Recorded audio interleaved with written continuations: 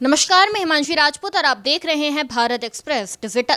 Middle east में Iran और America के बीच में भीषण जंग अभी भी जारी है और आपको बता दें कि अमेरिका ने 48 घंटे का अल्टीमेटम दिया था ईरान को हुर्मुज़ खोलने का, लेकिन इसी बीच जो ईरान है वो लगातार अमेरिका को ठेंगा दिखाता हुआ नजर आ रहा है। अब ऐसे में एक खबर भी सामने आई है जो ईरान के लिए थोड़ी ज़्यादा मुसीबत वाली है।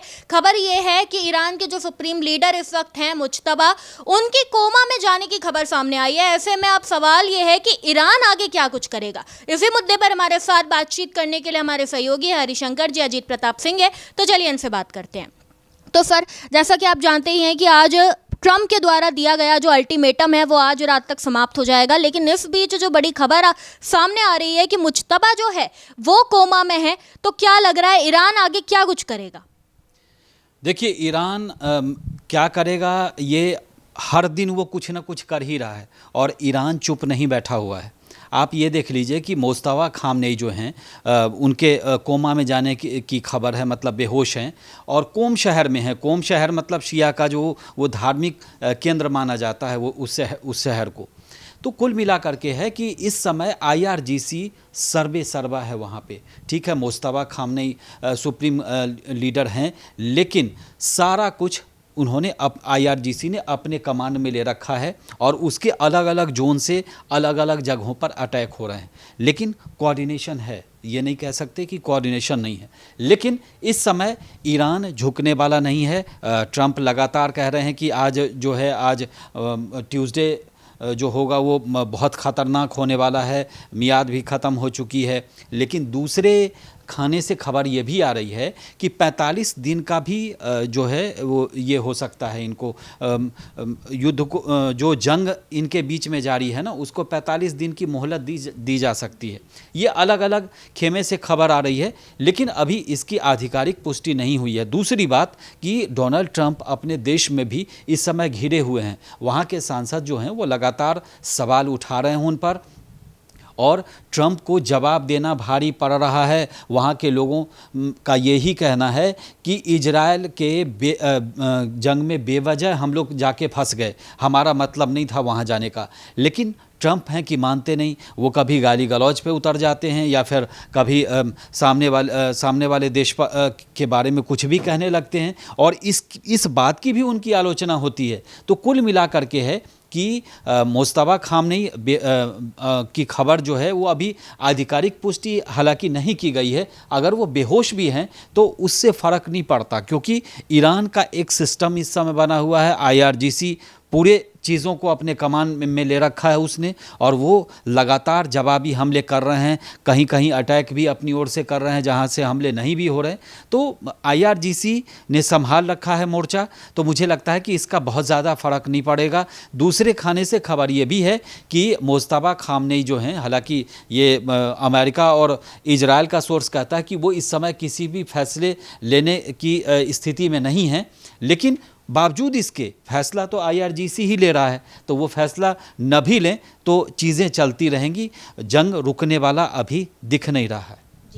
देखिए अजीत जी, खबर ये आई है कि जो मुज्तबा है वो कोम शहर में और बहुत ही गुप्त तरीके से उनका इलाज चल रहा है, लेकिन इसी बीच जो IRGC है वो मोर्चा संभाले बैठी है और आज जो अल्टीमेटम है वो भी कहीं ना कहीं समाप्त होने वाला है। तो क्या लग रहा है आज ईरान क्या कोई फैसला लेगा अल्टीमेटम को लेकर, या फिर ट्रंप की तरफ से कुछ आएगा? क्या लगता है? देखिए, ट्रंप ने साफ कह दिया है कि यदि होर्मुज नहीं खुला तो आज रात 11 बजे के बाद भारतीय समय के अनुसार वो जितने भी पावर प्लांट्स हैं, जितने भी पुल हैं, ब्रिजेज हैं, और इजराइल ने बोला कि हम जितनी रेलवे है, ट्रेनें हैं, रेल लाइनें हैं, सारा इंफ्रास्ट्रक्चर हम जो है तहस नहस कर देंगे आज। तो ये ईरान को चाहिए था कि शायद कुछ वो ढील देता, कुछ अपने आप को नरमी दिखाता, क्योंकि ट्रंप और इजराइल को तो हमने देखा है, ये लोग तो किसी की परवाह करते नहीं है। लेकिन ईरान को चाहिए था, क्योंकि इंफ्रास्ट्रक्चर अगर ख़त्म हो जाएगा, डिस्ट्रॉय हो जाएगा, तो फिर इससे किसको दिक्कत पैदा होगी? इससे नागरिकों को दिक्कत पैदा होगी और फिर देश को पूरी तरीके से फिर से संवारना होगा। आप पूरा इंफ्रास्ट्रक्चर बनाते हैं, आप भारत में देख लीजिए पहले नहीं था। दिल्ली में हमने देखा कि 20-25 साल पहले यहाँ पे जब फ्लाईओवर बनना शुरू हुआ तब उस समय तो बहुत ही ख़राब स्थिति थी, लेकिन आज मेट्रो हो गई और तो ये सब इंफ्रास्ट्रक्चर जब बनते हैं तो आपकी अर्थव्यवस्था बहुत तेज़ी से आगे बढ़ती है। लेकिन ईरान को चाहिए था कि थोड़ी नरमी दिखाता, क्योंकि कल तक पाकिस्तान की तरफ से जो संकेत मिल रहे थे कि 45 दिन का इनका ये रोक लग जाएगी, दोनों तरफ से जो है, दोनों तरफ से मान जाएंगे और ये रोक लगेगी। लेकिन क्या वजह है जिसके चलते अड़ंगा आया, कौन सी वो चीज़ है जिससे दोनों देशों के बीच सहमति नहीं बन पाई। लेकिन अभी भी चूँकि रात तक का समय है, उम्मीद है कि शायद कोई रास्ता निकले जिससे पूरी दुनिया को फ़ायदा हो, नहीं तो स्थिति और बदतर होगी। और होर्मुज अगर 1 हफ्ते 10 दिन और बंद हो गया तो फिर भारत पे अभी फ़िलहाल मतलब असर तो है, लेकिन हमने देखा कि पेट्रोल की कीमतें वगैरह बहुत स्थिर हैं। लेकिन 10 दिन और बंद रहा होर्मुज तो फिर भारत में भी तेल के दाम ज़रूर बढ़ जाएंगे। हम देखिए 1 महीने से ज़्यादा वक्त हो चुका है, लेकिन 90 रुपये के आसपास लीटर दिल्ली में पेट्रोल था, अभी भी 90 रुपये के आसपास है। लेकिन अगर 10 दिन और रुका तो फिर ये 10-20 रुपये बढ़ाना पड़ेगा, 20% कम से कम बढ़ाना पड़ेगा, क्योंकि सरकारी कंपनियों को बहुत ज़्यादा तेल की कीमतों में घाटा हो रहा है और ये लाखों करोड़ का घाटा कंपनियों के लिए सही नहीं है। ऐसी स्थिति पूरी दुनिया में है, चाहे वो पाकिस्तान देख लीजिए, चीन देख लीजिए, बांग्लादेश, हर जगह ऐसी स्थिति है। तो इसलिए चाहिए दोनों पक्षों को, अमेरिका, इजराइल को भी, ईरान को भी, कि बैठकर सहमति बनाए। सहमति नहीं बनेगी तो फिर इंफ्रास्ट्रक्चर बर्बाद होगा, लोग मरेंगे। और ये बात अब इतने दिन हो गया है, इतना असर उसका व्यापक हो गया है कि मानवता के लिए बहुत ज़्यादा कठिन होगा फिर से अपने आप को संवारना, क्योंकि ऑयल से ही अर्थव्यवस्था चलती है। पूरे दुनिया में कोई भी देश आगे बढ़ता है तो ऑयल के जरिए, एनर्जी के जरिए। हालांकि भारत में विकल्प तलाशा है, नए जो उस पेट्रोल का विकल्प तलाशा है, लेकिन अभी भी हम देखिए कि लगभग 23 लाख करोड़ रुपए का आयात करते हैं सालाना और 20-30% की बढ़ोतरी हुई है, तो लगभग 10 लाख करोड़ रुपए का बजट बोझ हमारे अर्थव्यवस्था पे पड़ चुका है। देखिए हरिशंकर जी, हम जैसे कि ट्रम्प को हम देख ही रहे हैं, एक पैटर्न देख रहे हैं कि जब ये युद्ध शुरू हुआ था तो ट्रम्प ने सबसे पहले कहा था कि हम 1 मार्च को अटैक कर देंगे, लेकिन 28 फरवरी को अटैक कर दिया। फिर उसके बाद उन्होंने कई बार अपने बयान बदले, उन्होंने कई बार ऐसा अल्टीमेटम दिया है। फिर उसकी जो उसका जो वो है, उसकी जो टाइमलाइन है उसे बढ़ा दिया, 5 दिन बढ़ा दिया, 10 दिन बढ़ा दिया। और क्या लग रहा है आज भी ऐसा कुछ ट्रम्प की तरफ से आएगा कि फिर से इस अल्टीमेटम को क्या पता वो कुछ और बढ़ा दे, क्योंकि वो अपनी बातों पर टिक नहीं पा रहे हैं, वो अल्टीमेटम पे अल्टीमेटम बढ़ाए जा रहे हैं। देखिए डोनाल्ड ट्रंप जो हैं अभी कुछ बोलते हैं, 1 घंटे बाद कुछ और बोलते हैं, उसके अगले घंटे कुछ और बोलते हैं। तो उनकी बात का तो भरोसा है नहीं कि वो चाहते क्या हैं, आखिर कब तक जंग थमने वाला है, कब तक ये चीज़ें चलती रहेंगी।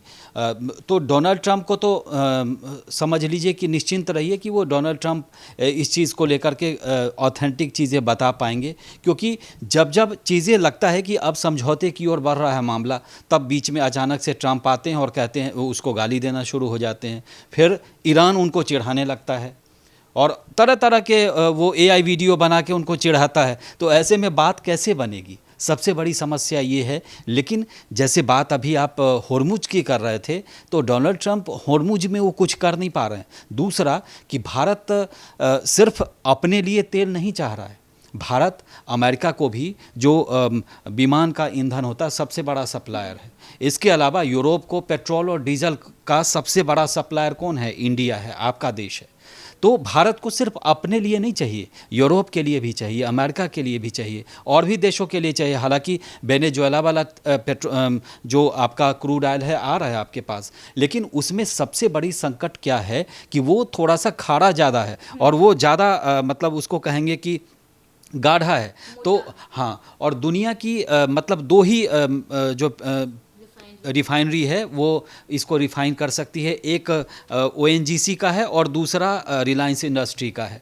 दुनिया में बाकी जगह पे अपने इंडस्ट्री को उन्होंने अपग्रेड किया, उसके बाद वो क्रूड ऑयल जो है वो अब वो रिफ़ाइन नहीं कर सकते, तो ये भारत में ही होता है। तो ये भी आपके साथ पॉजिटिव है। लेकिन भारत ने ईरान से भी ख़रीदा है, उसके बाद रसिया का तेल आपके पास आ रहा है, लेकिन बीच बीच में आपने दिया भी है ना, आपने श्रीलंका को दिया है, श्रीलंका की भी ज़रूरत थी, वो कहाँ से लाएगा? मालदीव को, कई देशों को हमने दिया है। और जो पहले से हमारे कस्टमर हैं, हमारे देश उनको भेजता रहा है, उनको तो भेजना ही है, क्योंकि यूरोप कहाँ से लाएगा?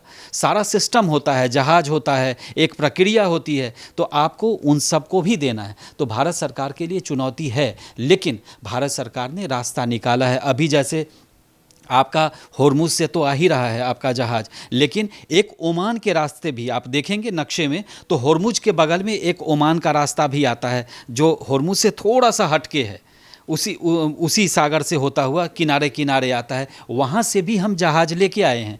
तो कुल मिलाकर के भारत नए नए विकल्प तलाश रहा है और इसमें सफलता भी मिल रही है। ईरान हमेशा से कह रहा है कि भारत हमारा दोस्त है, हमें कोई दिक्कत नहीं है। तो ईरान खुद भी आपकी ज़रूरत को पूर्ति कर रहा है लगातार, और आपको ज़्यादा मुश्किल नहीं होने वाली है। लेकिन क्राइसिस तो है।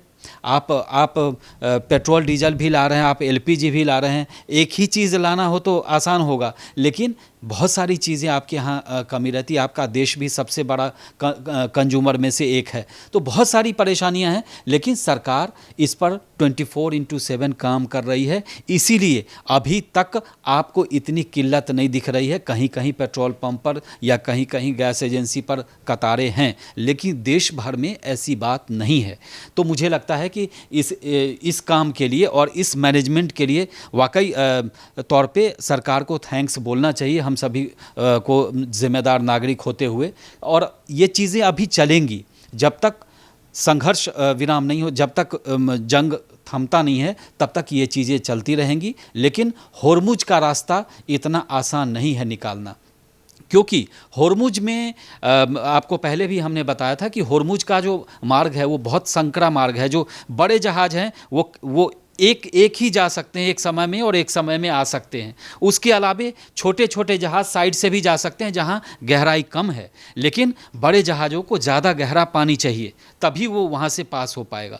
तो होर्मुज में पहले से परेशानी है, और इस समय वहां पर 600, 700, 800 जहाज़ आराम से वहां पर अटके भटके पड़े हुए हैं। कई देशों के वो समूह में होते हैं, लेकिन उसका रास्ता जब तक निकलेगा नहीं। और मुझे लगता है कि अमेरिका की भी जिम्मेदारी है और इजराइल की भी जिम्मेदारी है कि जल्दी से जल्दी इसको, ताकि पूरी दुनिया में इसका क्राइसिस ना हो। आप शेयर मार्केट देख लीजिए, लगातार गोते लगा रहा है। तो मुझे लगता है कि ये डोनाल्ड ट्रंप पर सबसे बड़ी जिम्मेदारी है। युद्ध उन्होंने और इजराइल ने शुरू किया है, तो युद्ध विराम भी वही कराएं। और मुझे लगता है कि पॉजिटिव चीज़ों की बातचीत होनी चाहिए। जो पीछे हुआ उसको भूल करके आगे दोनों देशों को, तीनों देशों को मिल बैठ के बातचीत करना चाहिए, तभी समाधान निकलेगा। तो कुल मिला के आज जो ट्रंप ने अल्टीमेटम दिया था, उसकी समाप्ति आज शाम तक होगी। अब देखना ये होगा कि इस मुद्दे पर क्या कुछ होता है। देखते रहिए भारत एक्सप्रेस। नमस्कार।